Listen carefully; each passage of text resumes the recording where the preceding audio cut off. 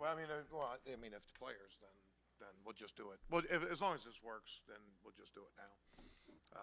But I like it because it puts me on a hard deadline because I got to get out to practice. So always have an easy escape from tough questions. Okay, fire away. Been getting ready for him for months. What do you see? Yeah, I mean, he's one of the best quarterbacks in the NFL. You know, all the stats across the board. You know, high completion percentage and yards. He can make something out of nothing when it comes to plays breaking down using his legs. Doesn't run quite as much as he used to, but he's mainly running with a purpose now, buying time to find plays down the field. And then running in high leverage situations, red zone, short yardage, and those kind of things. It's a tough matchup right off the bat. One of the best quarterbacks in the NFL. So, you know, we have to play our very best when you're competing against a quarterback like Dak Prescott. He began watching film of the Cowboys soon after that schedule came out. Did you have your guys do that, or what do you think of him doing that? Yeah, I mean, a lot of our guys like to look ahead. I mean, we did that as a coaching staff. That was nothing that we sort of demanded from the players or put in front of the players. We've had some times in training camp, different times, I think even at the end of mini camp or OTAs where we had a Dallas period. But, you know, most of the time through training camp, our focus was on us and our scheme and what we're doing as opposed to what an opponent was doing. We've all had this earmarked for a long time, bookmarked, whatever you want to call it. So it's been on, you know, top of our mind for a long time, even when we've had other jobs in the moment. Last time we talked to you, you mentioned not having your starting guys out there because of injuries. Do you feel like in the last week or two you've gotten guys back that you've been able to get enough reps to be ready for week one? Well, I guess we'll see. You know, I mean, it is a concern of mine. You know, we have really good players, and I have confidence in all of them. But, you know, we just haven't been out there together a lot. Now, they have in the past, but, you know, through no fault of anybody's, of any own person, we've had a lot of time missed in training camp. Can't remember when it was. Maybe it was Monday. It was Monday of this week. The days sort of run together, but we had like a walkthrough, and we had like all our dudes out there at the same time, and you could just really feel the energy. You could feel those guys, you know, out there, and you know, and it was good to feel that. You guys know, as a defense, we feed off each other. You know, we're a team that, you know, that brings a lot of excitement to each other and things like that, and that's part of our DNA. That's part of what we do, and it's hard to replicate it unless the guys are out there. So it is a concern, but we also have some veteran players, and we've been able to work a lot of the communication and things like that. You know, nothing. There's really no substitute for the real thing, but we'll get enough of that as we go along. Way back in to the point where he didn't get a full game out of himself on Sunday? You know, we're going to keep an eye on things with him, but yeah, I mean, a couple months ago when I heard of his injury, you know, was like, oh boy, you know, I didn't even think of Dallas. And then every step along the way, he has not only cleared the hurdles, but he's cleared them with, you know, with a lot of room to spare. You know, just like we talked before, Greg is a guy that brings a lot of energy to us, and it's not just his play on the field, whether he's playing nickel or playing corner. We missed him when he wasn't out there. You know, we'll have eyes on guys when it comes to long drives and, you know, number of snaps in the games. I don't think anybody's going to be on a quote pitch count, but you know, a lot of times you do that in openers anyway. But, you know, we'll have a few guys especially, you know, eyes on just to make sure fatigue doesn't end up being a factor which could lead to an aggravation or a new injury. CeeDee Lamb, they throw it to him a ton. You know it's coming, so how do you stop it? Yeah, leader in receptions, leader in targets last year.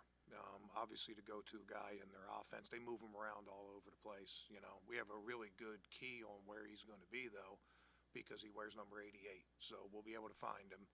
I like our matchups. This is NFL football, man. This is awesome. One of the best receivers in the NFL, and what I consider the best corner group in the NFL. And you guys know we play a lot of man-to-man, so, you know, it's going to be fun to watch those guys. You know, even if we're man, it's not always going to be no help. We're going to have little different ways, whether we're putting pressure on to try to help that way, or we have leverage help or over-the-top help and things like that. It's not going to be one person or a one-on-one most of the time, but it's a great matchup, and it'll be exciting to watch. Feelings on attacking two rookie linemen in their first NFL game? Yeah, you know, we like our matchups usually on the offensive line, and you know, anytime we get a chance to play rookies. Now, I'd say this, Tony, both of those guys looked really good in the preseason, right? But first game, you know, we can present some tough matchups. We talked about CeeDee Lamb presenting tough matchups. Well, we got guys that can do that too, and I'm sure they'll have plans for it. Just like we said, you know, it's very rarely going to be one person with no help. I'm sure they'll take the same approach, whether it's with their center or with their left tackle. And you'll see a lot of different alignments, a lot of different matchups from us along the way, which is sort of normal for us.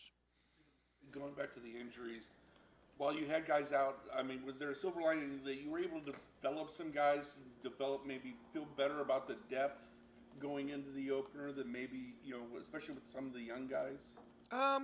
Yeah, maybe a little bit. I don't know. Again, you know, you like having your guys out there and making that progress. And you know, I mean, it's a stupid saying, but I always tell the guys our job in training camp is to make 1 + 1 = 3, right? The sum has to be greater than our individual parts.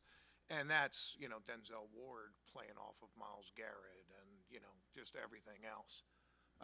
And we just didn't have time on task doing that. You know, we'll get it back, but other guys did get a lot of reps.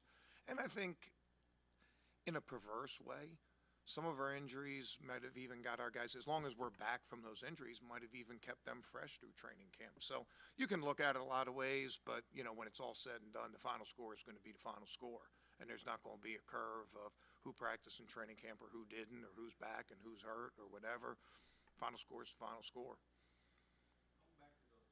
Rookie linemen in preseason, do you see flinches by them, or they haven't played in front of a big crowd? Yeah, I mean, obviously we played better at home last year.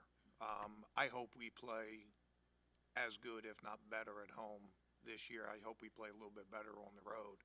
But part of us playing at home is our home crowd, making it difficult, you know, making it difficult for guys to hear crowd or to hear the quarterback signals. They put a lot on Dak Prescott to command the line of scrimmage. Their runs, almost all their runs have check with me, whether they're looking for down safeties, whether they're looking for the bubble, different things like that. He has bailouts a lot all over the passing game.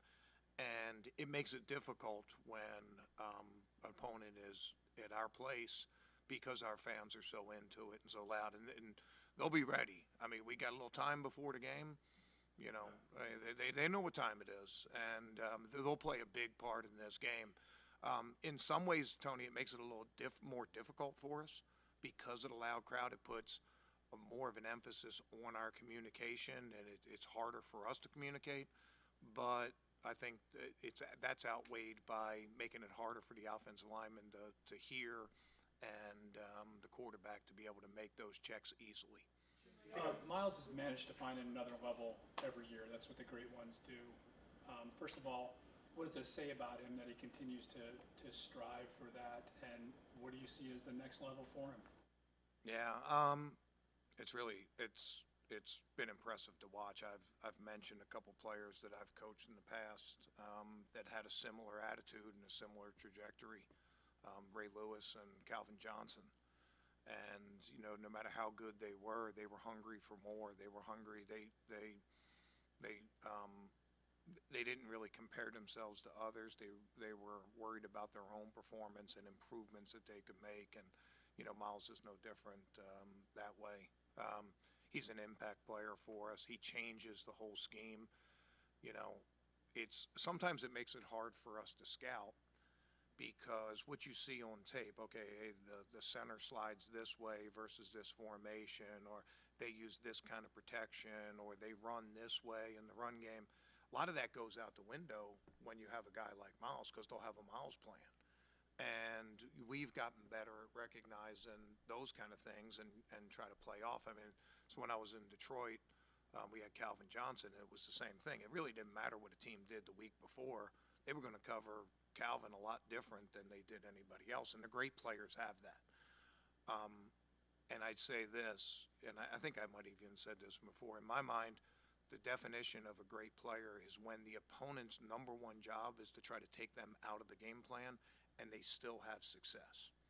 Calvin Johnson, everybody led their game plan. Calvin Johnson's not wrecking our game. Still was able to wreck games. Every single opponent we have, they start their game plan with how do we account for 95.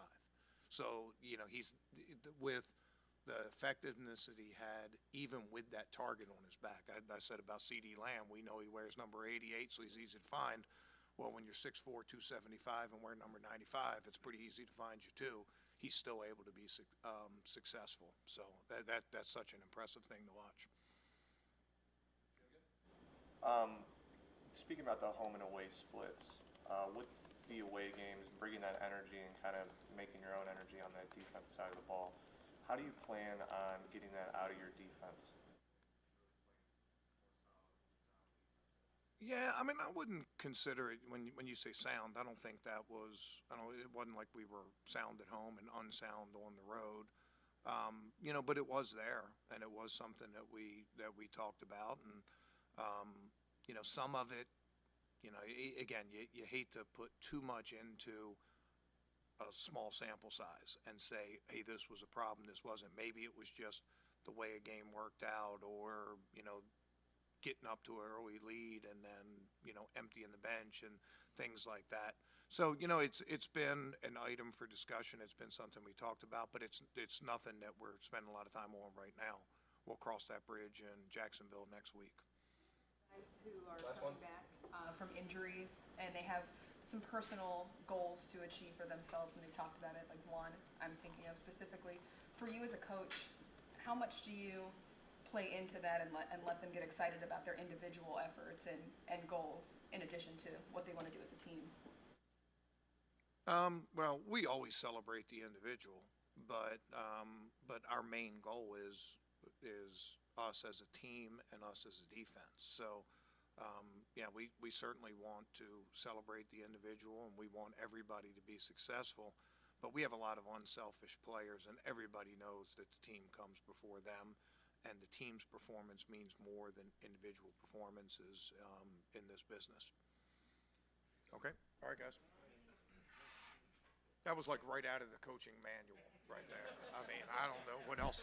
I don't know what else you want me to say with that one. I think it just like press the button.